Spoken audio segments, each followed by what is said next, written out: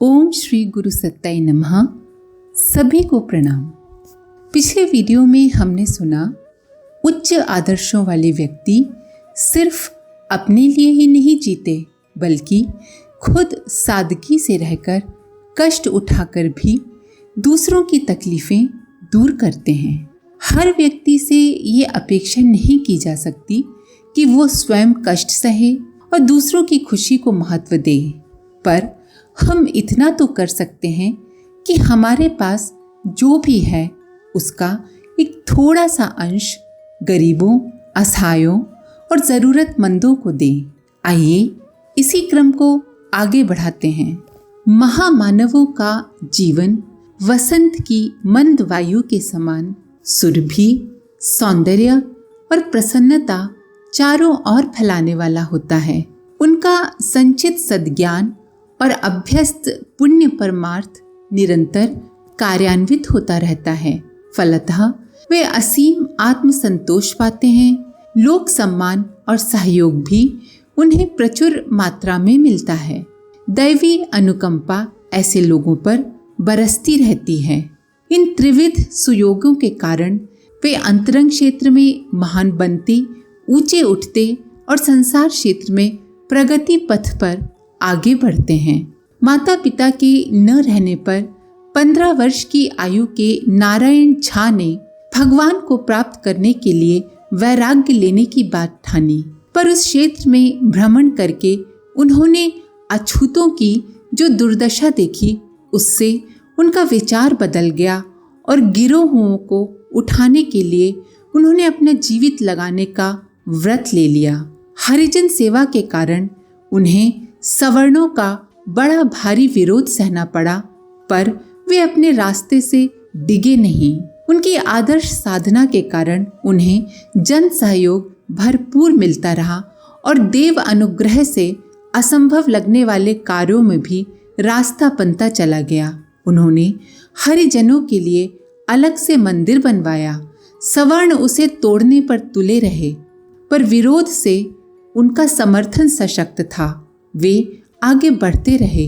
केरल में उनके स्थापित कितनी ही हरिजन संस्थाएं हैं जिनमें एक कॉलेज भी है। सतत परमार्थ का क्रम अपनाकर श्री नारायण झा आंतरिक और लौकिक दोनों ही स्तरों पर महान बने।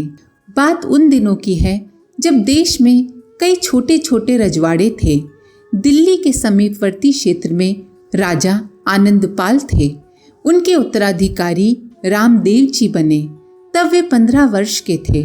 उस क्षेत्र में वैरव डाकू का बड़ा जालिम गिरोह था। उसके भय से सारा इलाका थर्राता था। रामदेव का पहला काम उस डाकू के भय से इलाके को मुक्त कराना था। कुछ साथियों को लेकर उन्होंने उस डाकू का सीधा मुकाबला किया और उन सब का सफाया करके ही दम लिया। इसके बाद वे स्वयं एक किसान की तरह रहने लगे। राज्य कोष का सारा धन प्रजा हित में लगाने लगे। छुआछूत की कुरीति को उन्होंने आगे बढ़कर समाप्त कराया। एक बार अकाल पड़ा तो स्वयं फावड़ा लेकर कुआं खोदने में जुट गए और राज्य कोष का सारा रुपया कुआं खोदने वालों को मजूरी देने में लगा दिया। आसपास कई मुसलमान रियासतें भी थीं, पर राजा और प्रजा का इतना सहयोग देखकर किसी की भी हिम्मत चढ़ाई करने की नहीं हुई। रामदेव जी की कितनी ही चरित्र निष्ठा व उदारताएं विख्यात हैं। लोगों ने उन्हें देवता की तरह माना और एक मंदिर भी बनवाया जिस पर हर साल मेला लगता है। लाखों लोग उनके आदर्शनिष्ठ जीवन की कथाएं कहते और प्रेरणा ग्रहण करते हैं। वीरपुर गुजरात में एक किसान थे, जलाराम। वे खेती का कार्य करते थे। जो अनाज पैदा होता उसे दीन दुखियों के लिए तथा संत महात्माओं के निमित्त लगाते। वे खेत पर रहते और उनकी पत्नी भोजन बनाती रहती और घर आने वाले साधु संतों भूखों को खिलाती थी। बच्चे उनके थे नहीं। उनकी दयालुता और श्रद्धा की परीक्षा लेने एक दिन भगवान साधु वेश में आए और जलाराम जी से बोले कि उनका कुछ सामान अगले तीर्थ तक पहुंचाना है, कोई प्रबंध करो। जलाराम मजदूर देने की स्थिति में नहीं थे। उन्होंने अपनी पत्नी से बात की और उनकी पत्नी उस साधु का सामान सर पर रखकर चल दी। संत के रूप में आए भगवान की परीक्षा पूरी हो गई। कुछ ही दूर आगे चलकर वे गायब हो गए, पर उनकी पत्नी को अन्नपूर्णा झोली दे गए। घर लौटकर जलाराम बापू की पत्नी ने उस झोली को एक कोठरी में टांग दिया। उस कोठरी में से अन्न कभी कम नहीं पड़ा। हजारों लोग उस अन्नपूर्णा झोली का प्रसाद लेने आते, पर भंडार कभी नहीं चुकता। इसी प्रकार के व्यक्तियों को महामानव कहते हैं। वे स्वयं धन्य बनते और अपने संपर्क में आने वालों को चंदन वृक्ष की तरह धन्य बनाते हैं। उनके कारण समूचा वातावरण महकने लगता है। जिस काल और क्षेत्र में ऐसे लोग जन्मते हैं, वो भी उनकी गतिविधियों के कारण धन्य बन जाता है। महाराष्ट्र के बाबा साहब आमटे एक साधारण वकील थे। उन्होंने ढर्रे का जीवन जीने की अपेक्षा उच्च आदर्शों के लिए अपने को समर्पित कर दिया। एक कुष्ठ रोगी को देखकर उनके जीवन में बड़ा भारी बदलाव आया। उन्होंने कुष्ठ रोग का अध्ययन किया, इस बीमारी पर कोर्स किया और कोड़ियों को भीख मांगने की अपेक्षा स्वावलंबी जीवन जीने की प्रेरणा देने के लिए जुट गए। स्वयं भी गांव में रहने लगे। उनकी चिकित्सा चली। रोगी अच्छे ही नहीं हुए, बल्कि स्वावलंबी भी बने। लगनशील की लगन ने प्रगति का पथ प्रशस्त किया। सहयोग भी बरसने लगा। आज उनकी संस्था अपंगों की सेवा करने वाले कार्यकर्ताओं के प्रशिक्षण का विश्वविद्यालय है। कोड़ियों का सुसंपन्न अस्पताल भी इसमें है। बाबा साहब आमटे तथा उनकी पत्नी पूरे जीवन इस संस्था को संभालने और समुन्नत बनाने में लगे रहे। सृष्टि के आरंभ की बात है। महामुनि अंगिरा ने सूर्य भगवान का तप किया। सूर्य भगवान प्रकट हुए और वर मांगने के लिए कहा। उन दिनों सूर्य नारायण मन मौजी आचरण करते थे। कभी निकलते, कभी कई कई दिन तक बैठे सुस्ताते रहते। महामुनि अंगिरा ने सामने खड़े सूर्य भगवान से कहा, मैं स्नान को जाता हूँ, लौटकर वर मांगूंगा। मेरे आने तक आप विश्राम न करें, अपना कार्य करते रहें। सूर्य सहमत हो गए। अंगिरा ने गहरी डुबकी लगाई और समाधि लेकर काया त्याग दी। उनका अभिप्राय था वचनबद्ध सूर्य नारायण विश्राम के लिए न लौटें और जनहित में निरंतर रत रहें। देर लगने पर त्रिकालदर्शी सूर्य नारायण ने वस्तु स्थिति समझी और भक्त की इच्छा पूरी करने के लिए बिना विश्राम गतिशील रहने का क्रम बना लिया। ऋषि अंगिरा ने शरीर देकर भी दिन रात्रि चक्र व्यवस्थित कर दिया। चट्टान रास्ते में बैठी थी। नदी का प्रवाह रोककर बोली, बहन थोड़ी देर सुस्ता लो। ये दुनिया तो कृतघ्नों से भरी है। तुम्हारी उदारता की कोई सराहना तक नहीं करेगा। नदी ने चट्टान की सद्भावना को सराहा, पर रुकी नहीं। बोली, उदारता में जो आत्म संतोष मिलता है वही क्या कम है जो लोगों की कृतज्ञता देखने का प्रयत्न करूं। ठीक ही तो है। बदले में कुछ पाने की अपेक्षा साधारण लोग करते हैं। सत्पुरुष तो केवल अपने लक्ष्य की तरफ बढ़ते जाते हैं। सत्राध्यक्ष आश्वलायन आगे बोले, हे मुनिवर्ग, हम सब महानता के पथ पर चले हैं। अभावग्रस्त दिखने पर भी जन जन के सम्मानास्पद बने हैं। देवजनों का यही मार्ग है। हमारा कर्तव्य है कि जन जन को इसी मार्ग पर चलने की प्रेरणा दें।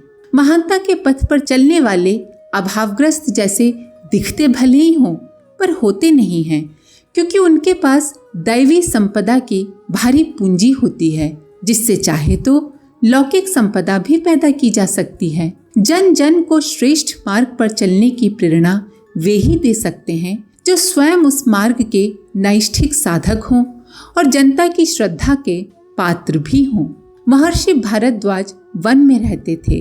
राम वन गमन प्रसंग में भरत श्री राम को मनाने चित्रकूट गए। साथ में सेना और नागरिकों की विशाल भीड़ थी। भरत की आदर्श निष्ठा से ऋषि प्रसन्न हुए। उन्होंने भरत का मान रखने के उद्देश्य से उन्हें एक दिन रुककर आतिथ्य स्वीकार करने को कहा। भरत ने ऋषि वचन मानकर उसे स्वीकार कर लिया। ये समाचार जानकर राज्याधिकारी तथा नागरिक बड़े ही उलझन में पड़ गए कि जिन ऋषि के पास पहनने के वस्त्र तक नहीं हैं, वे ऋषि इतनी बड़ी संख्या में लोगों का आतिथ्य कैसे करेंगे। पर जब ऋषि ने अपनी दिव्य शक्तियों का विस्तार किया तो हर व्यक्ति अचंभित रह गया। किसी को भी किसी प्रकार की कमी का अनुभव नहीं हुआ। राजा जनक महल की छत पर सोए हुए थे। हंस हंसिनी अटारी की मुंडेर पर बैठे वार्तालाप करने लगे। हंसिनी बोली, इन दिनों सबसे बड़े ब्रह्मज्ञानी राजा जनक हैं। हंस ने बात काट कर कहा, तुम रैक्य को नहीं जानती? अपने समय के वे ही सबसे बड़े ब्रह्मवेत्ता हैं। हंसिनी ने पूछा, भला कौन है रैक्य? हंस ने उत्तर दिया, अरे वो गाड़ी वाले रैक्य जो गाड़ी खींचकर बोझा ढोते हैं। जनक अध जगे थे, वे पक्षियों की भाषा समझते थे। हंस हंसिनी की वार्ता ध्यान पूर्वक सुनने के निमित्त करवट बदलने लगे। आहट पाकर हंस युग्म चौकन्ना हुआ और उड़ गया। बात अधूरी रह गई। राजा को नींद नहीं आई। सोचने लगे, रैक्य कौन है, कहाँ रहते हैं, उनसे संपर्क कैसे साधे।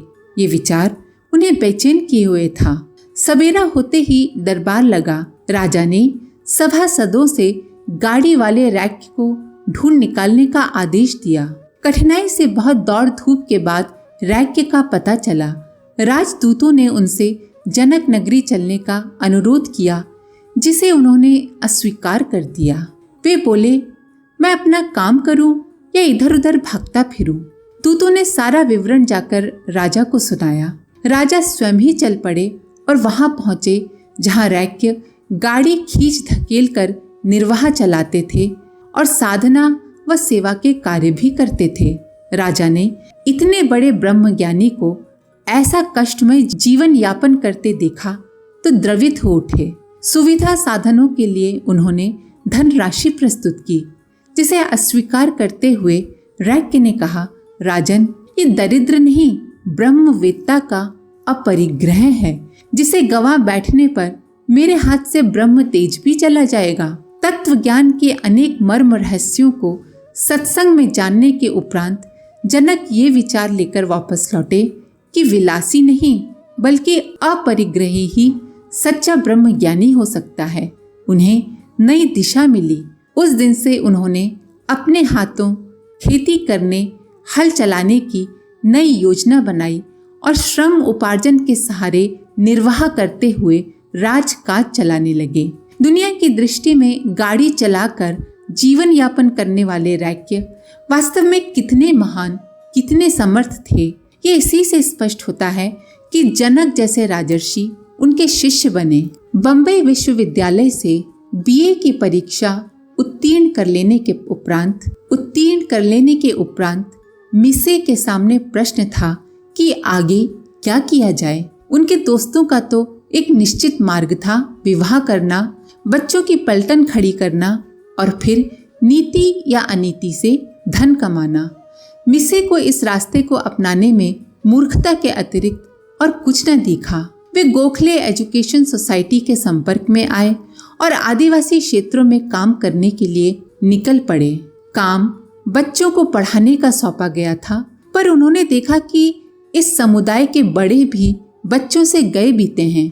उन्होंने एक जगह बैठकर काम करने की अपेक्षा महाराष्ट्र भर के आदिवासियों में युग के अनुरूप चिंतन की क्षमता उत्पन्न करने का काम हाथ में लिया और परिव्राजक की तरह भ्रमण करने लगे।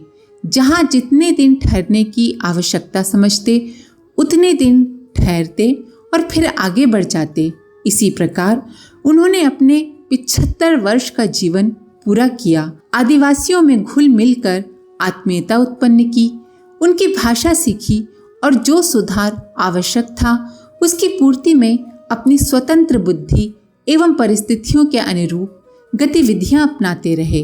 बंगलौर में जन्मे विश्वरैया मध्यवर्ती परिवारों की तरह आर्थिक कठिनाइयों के बीच जन्मे, किंतु अपना समूचा ध्यान निर्धारित विषय इंजीनियरिंग में लगा देने के कारण उस विषय में पारंगत हो गए। दूसरे साथी नौकरी लगते ही जब मौज मजा करने में व्यस्त हो गए, तब वे देश की आवश्यकताओं को समझने और उनका समाधान ढूंढने में लगे रहे। सूझबूझ बढ़ती गई और उन्होंने एक से एक बढ़कर राष्ट्रीय महत्व के निर्माण कार्य संपन्न किए।